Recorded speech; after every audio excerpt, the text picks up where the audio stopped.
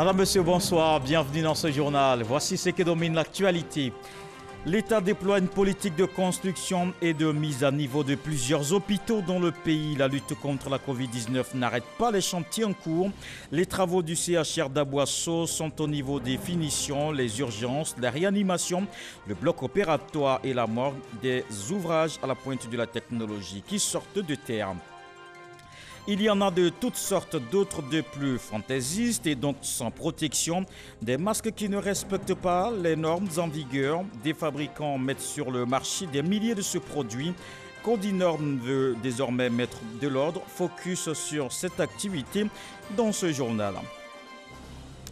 Le liquide est précieux, il en faut en quantité pour sauver des vies. Les populations invitées à donner de leur sang. La Chambre des rois et chefs traditionnels fait le geste à Yamoussoukro, un peu plus au sud, à Niamey aussi. L'opération de collecte est lancée. Les actions se multiplient pour freiner la propagation de la pandémie. Les moyens de lutte sont en cours. Voici toute l'actualité sur la Covid-19.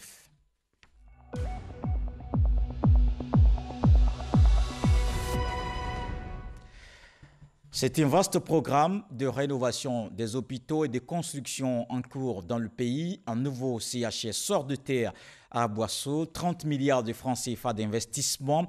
La livraison est prévue pour septembre. Les travaux sont à plus de 80% de taux d'exécution. Le BNET assure de la qualité de l'ouvrage. Le ministre de la Santé à Kaolé a visité le chantier. On fait le point avec Sephora Zegui. En mai 2019, c'est le Premier ministre Amadou Gon Coulibaly qui posait la première pierre du CHR d'Aboisseau. Aujourd'hui, 30 mai 2020, soit un an après, que devient cet hôpital public qui devrait être bâti sur 10 hectares? Pour le savoir, nous nous sommes rendus sur le site situé à l'entrée de la ville d'Aboisseau. Accueil, urgence, réanimation, bloc opératoire, administration, imagerie médicale, hémodialyse et même la morgue sont sortis de terre. Le maître d'ouvrage, une société marocaine spécialisée dans la construction d'hôpitaux, est supervisé par le Bureau national d'études techniques et de développement, BNET. Le BNET s'assure que le matériau utilisé est de bonne qualité et résiste au temps. Tout matériau qui rentre sur le chantier fait l'objet d'une validation préalable avant que cela ne soit mis en œuvre sur le chantier. Et aussi nous avons un laboratoire qui est là en permanence qui permet aussi de vérifier la qualité du matériau qui rentre. Donc tout est réuni pour que ce soit de bons matériaux qui soient utilisés sur le projet. Le ministre de la Santé et de l'Hygiène publique, le docteur Eugène Akaawele, a visité le chantier ce jour pour voir l'état d'avancement des travaux. Les responsables de la structure qui a en charge la construction du CHR rassurent le ministre. Les travaux sont achevés à plus de 80%. La pandémie qui secoue la Côte d'Ivoire n'a pas empêché pour autant le maître d'ouvrage d'honorer ses engagements vis-à-vis de l'État du Côte d'Ivoire. Avec le couvre-feu déjà, je peux vous dire que pour le transport du matériel, c'était très compliqué, même au niveau du personnel. Donc on a été obligé de faire face à des difficultés, mais malgré ça, on n'a rien arrêté, on a continué à progresser. Le ministre de la Santé et de l'Hygiène publique repart heureux de sa visite. Il ne manque pas d'adresser ses remerciements au président de la République qui a bien voulu que cet hôpital voit le jour à Aboisseau.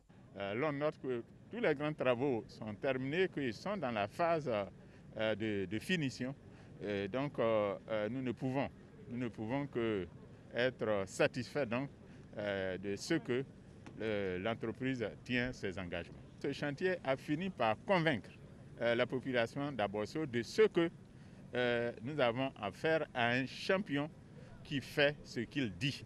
Jusqu'en 2000, la ville d'Aboisseau n'avait bénéficié que d'à peu près 200 millions d'investissements de l'État. 200 millions d'investissements. Eh bien, ce seul chantier qui vaut 30 milliards de francs CFA ne peut que convaincre la population d'Aboisseau. Le futur CHR d'Aboisseau dispose de 23 bâtiments reliés par des galeries ouvertes. Il est doté de 3 bâtiments d'hospitalisation, d'un groupe électrogène. Ce chantier qui a coûté 30 milliards de francs CFA à l'État de Côte d'Ivoire sera livré en septembre 2020. Des hôpitaux aux normes pour répondre à tous les besoins en santé des populations. La Côte d'Ivoire apporte aussi une réponse contre la Covid-19. Le pays enregistre ce samedi 49 nouveaux cas. Le nombre total de personnes infectées est de 2799, dont 1385 guéris et 33 décès. Les autorités sanitaires appellent à la responsabilité de tous pour freiner la maladie. Voici le point de la situation au micro de Grace Kando. Le ministère de la Santé et de l'Hygiène publique a enregistré ce jour, samedi 30 mai 2020, 49 nouveaux cas de Covid-19 sur 357 échantillons prélevés, soit 13,7% de cas positifs, 15 guéris et 1 décès. Nous déplorons ce jour un décès.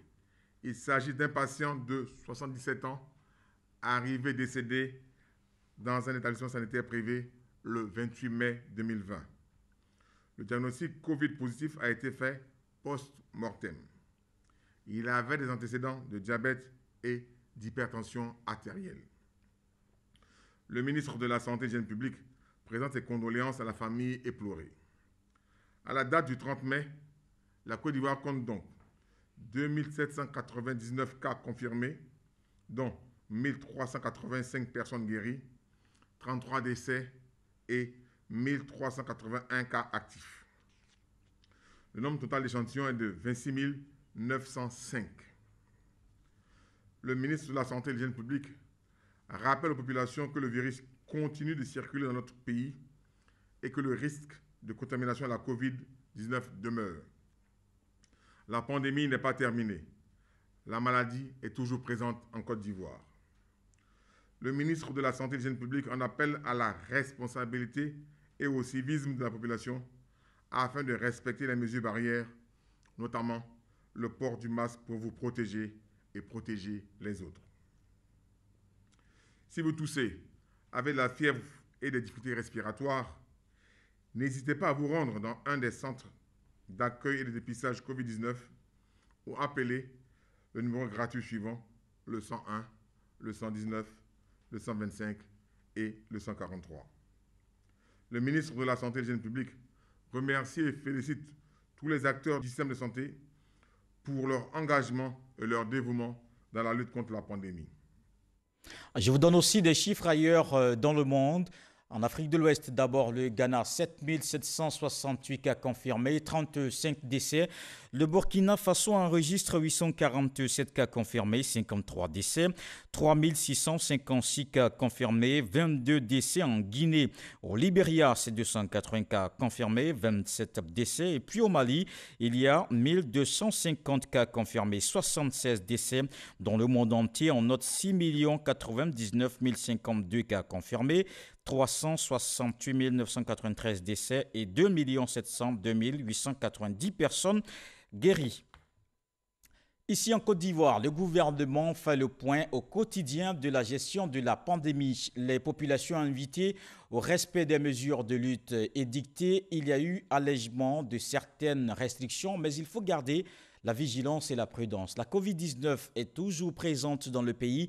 Les autorités policières exhortent à ne pas organiser, par exemple, de convois clandestins pour tenter de sortir du Grand Abidjan. Des détails avec Gabriel Zani.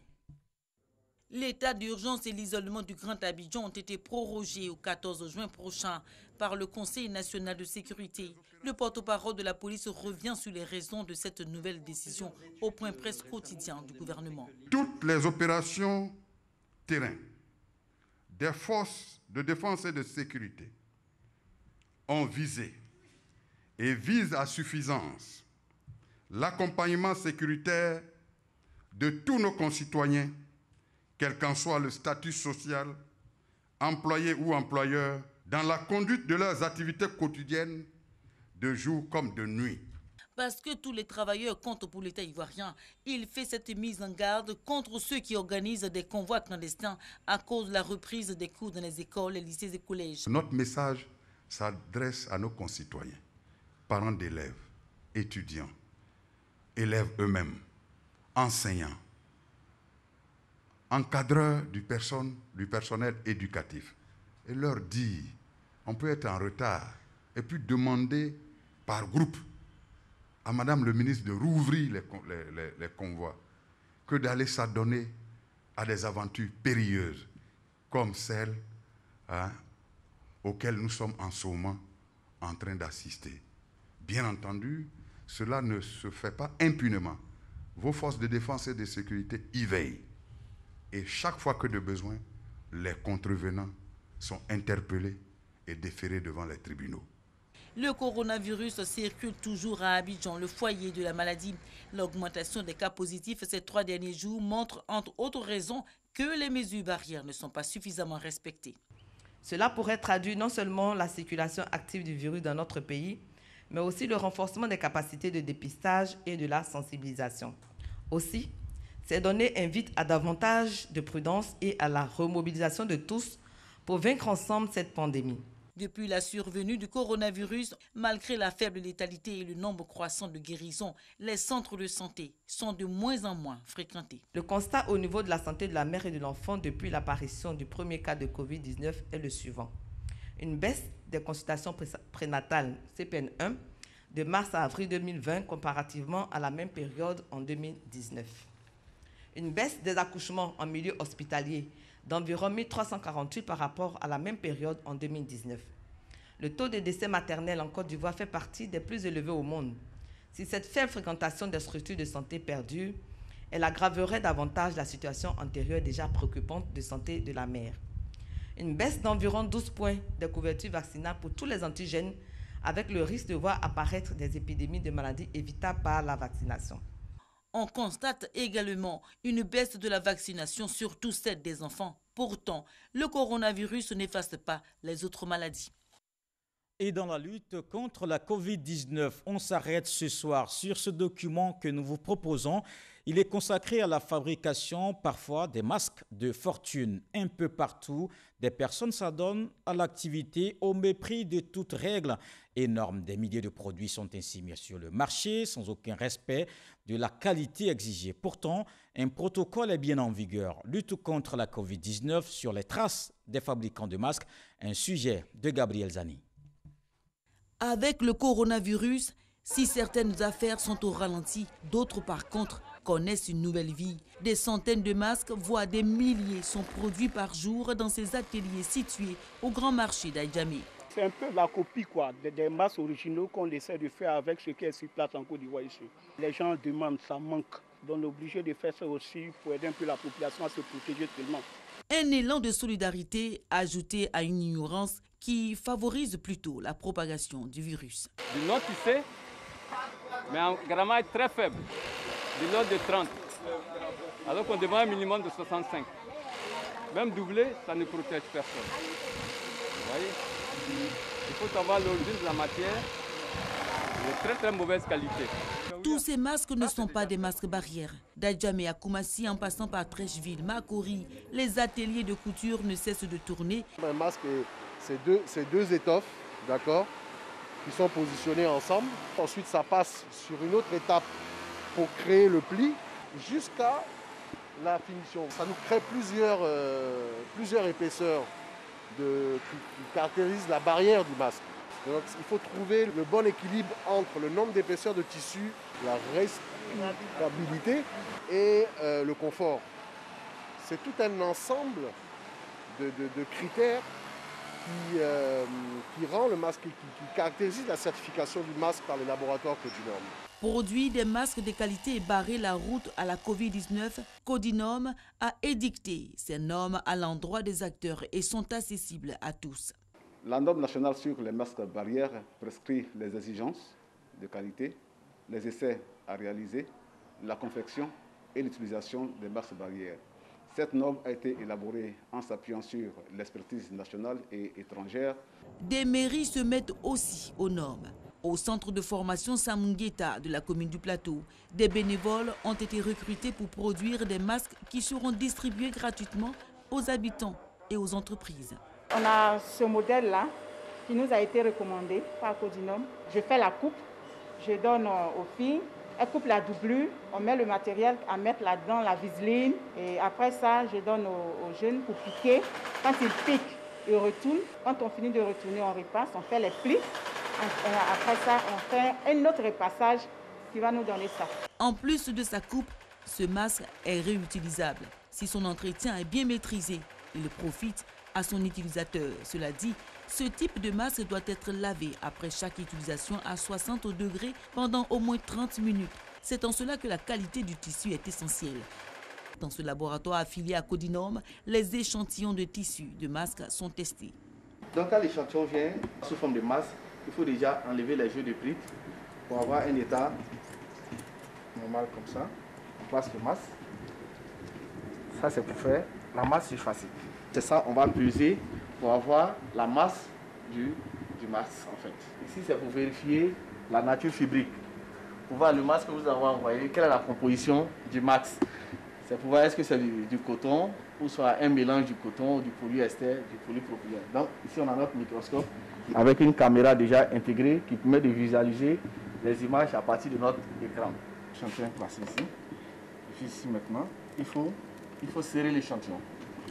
Voilà. Une fois que c'est serré, on a une pression qui agit ici. Vous voyez? Et puis les lancer. Le tissu doit simultanément laisser passer l'air et bloquer les particules liquides. Pour cela, il subit au moins 5 lavages, sans oublier des essais de toxicité s'il est de couleur due au colorant azoïque. Cet atelier a vite fait de recourir à Codinome. Nous sommes passés au laboratoire pour tester notre produit. Codinome est passé pour une validation. Nous avons 2 sortes de masques validés par Codinome. Il y a le masque bec de canard, on a réduit sur les dimensions des enfants. On a l'étiquette à respecter que Codinome nous a donné. Le lavage, combien de fois de lavage, le numéro, comment porter un masque, l'entretien et tout. Codinome est clair là-dessus. Tout le monde ne peut pas mettre sur le marché le masque qu'il veut. Nous sommes un organisme d'appui technique de l'État. Voilà, donc tous ceux qui ne sont pas certifiés, qui vendent, sont en infraction et donc ils devront pouvoir répondre de cela devant les juridictions.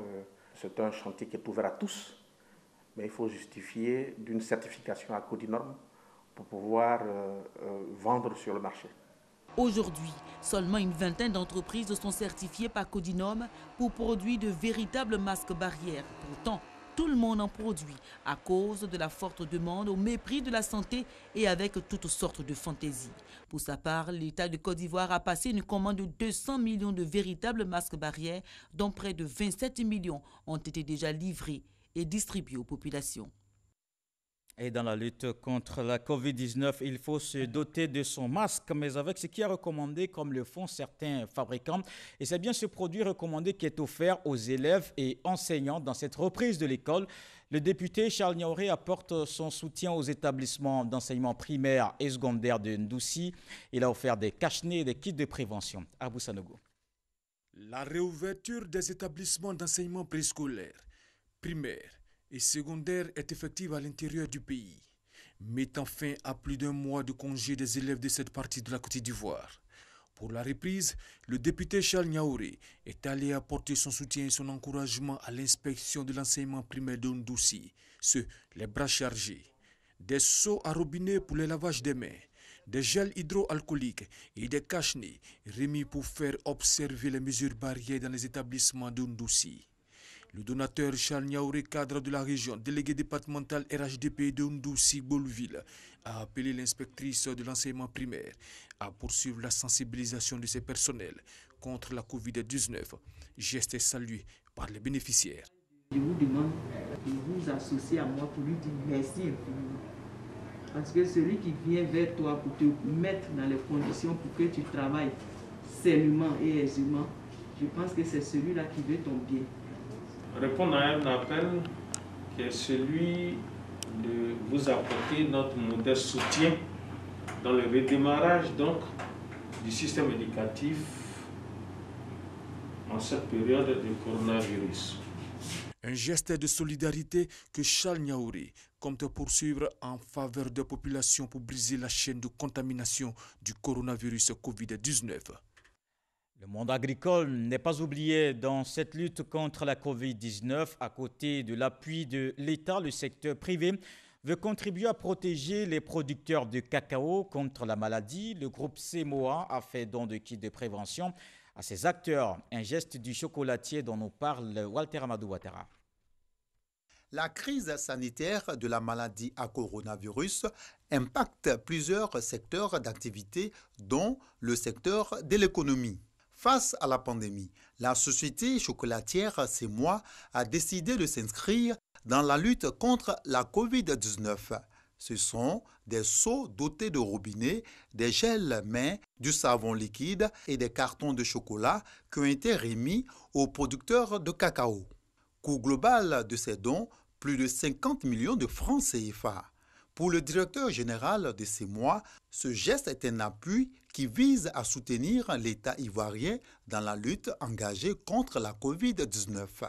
Cette cérémonie est une cérémonie importante pour nous, puisqu'elle concerne un maillon essentiel de notre activité, qui regroupe tous les planteurs qui nous fournissent du cacao de qualité pour faire le chocolat que nous mettons sur le marché. Cette action vient en complément de toutes les actions qui sont menées par le gouvernement dans toutes les régions pour marquer le fait que sans ce maillon essentiel, notre activité ne peut pas être pérenne.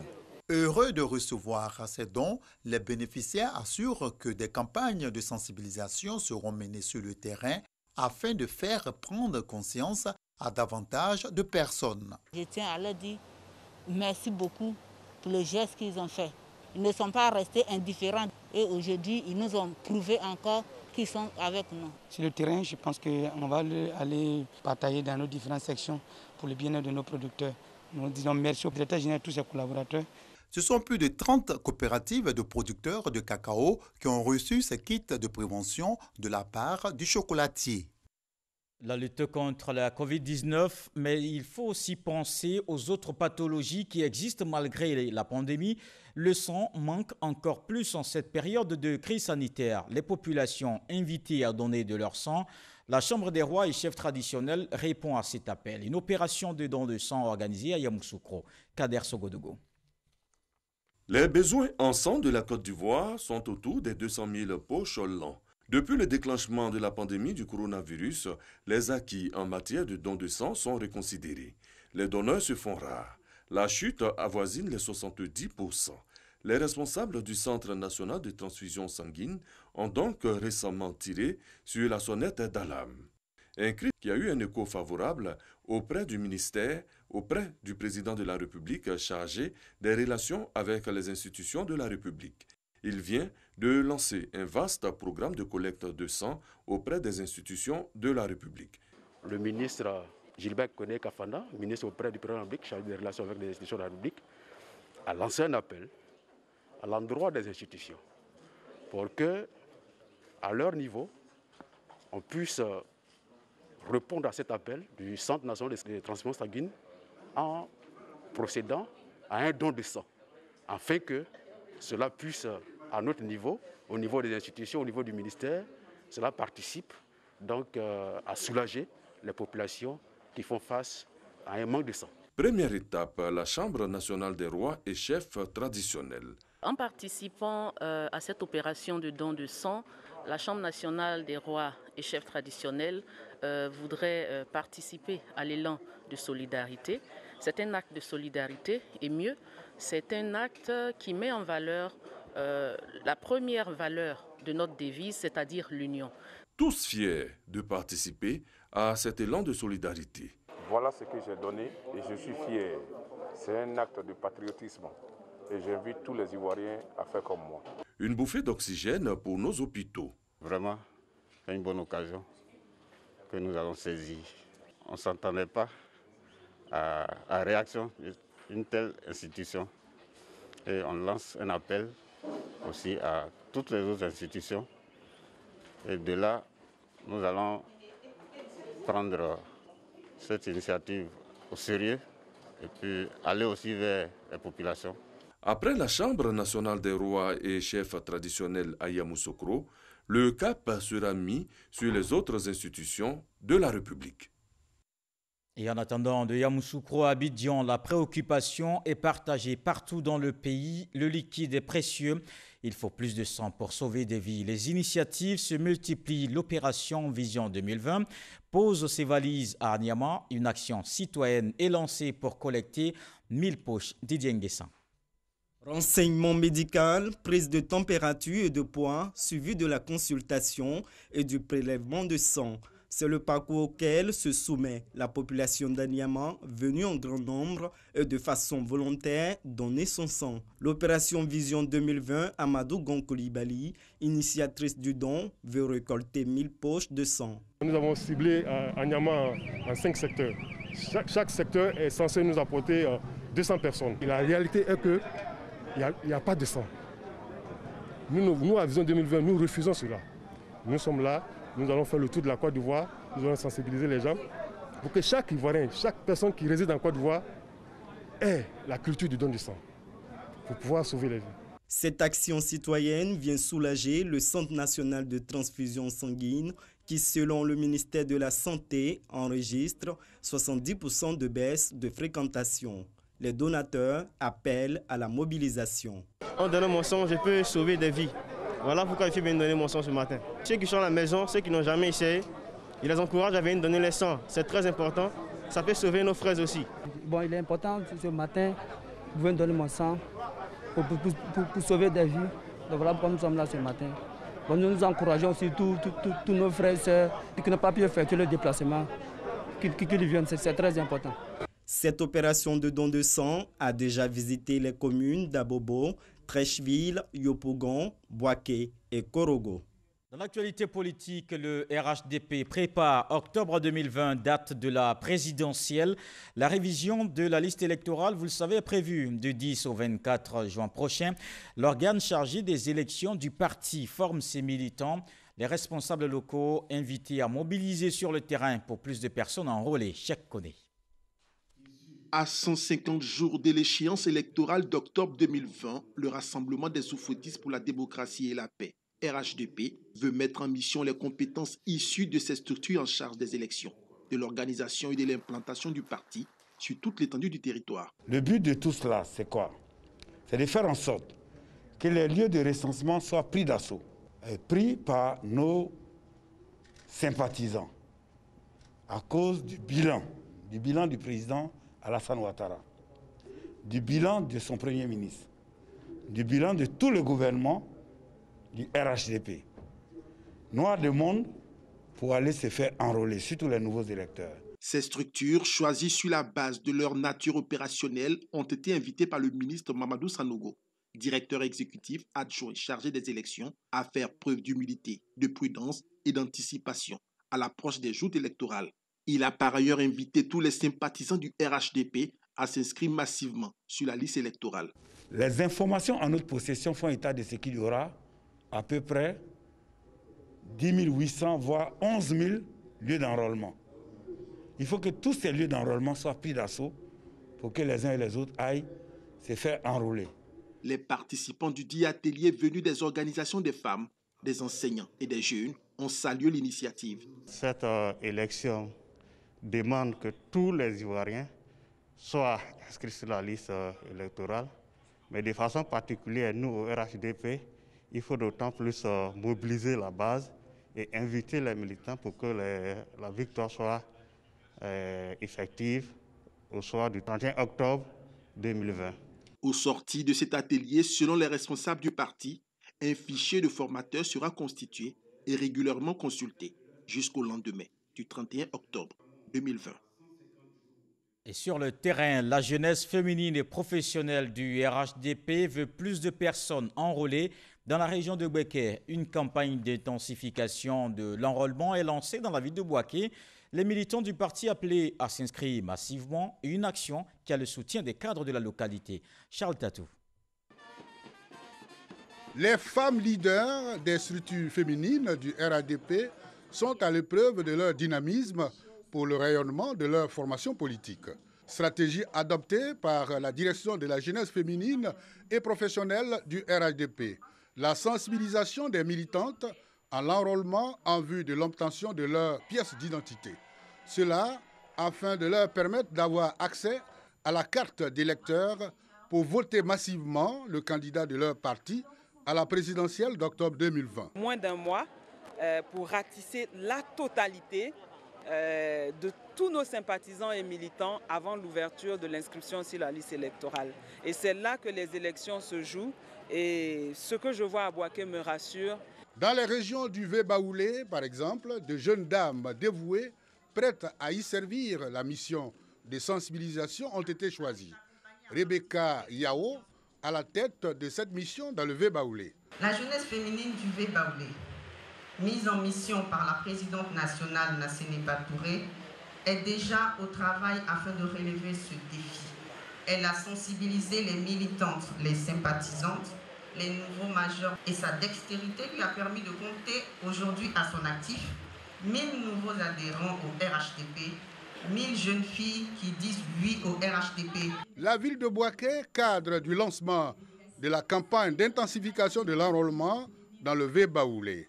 Élus locaux et cadres du RHDP apprécient la démarche. Le ministre des Transports, Amadou Koné, par ailleurs coordonnateur du RHDP de Bouaké, lui assure de la disponibilité des cadres du RHDP de Bouaké à soutenir l'initiative des femmes. L'inscription sur la liste électorale, ensuite la participation effective aux élections sont déterminantes pour gagner les élections et nous sommes à la tâche. Et je voudrais vous remercier d'être venus booster donc ce travail qui a commencé. Outre la sensibilisation, les actrices de la campagne d'intensification de l'enrôlement œuvreront également en faveur de la remobilisation de la jeunesse féminine. Voilà qui met un terme à ce journal. Merci de l'avoir suivi. Je vous retrouve demain avec beaucoup de plaisir. Prenez soin de vous. Bonsoir.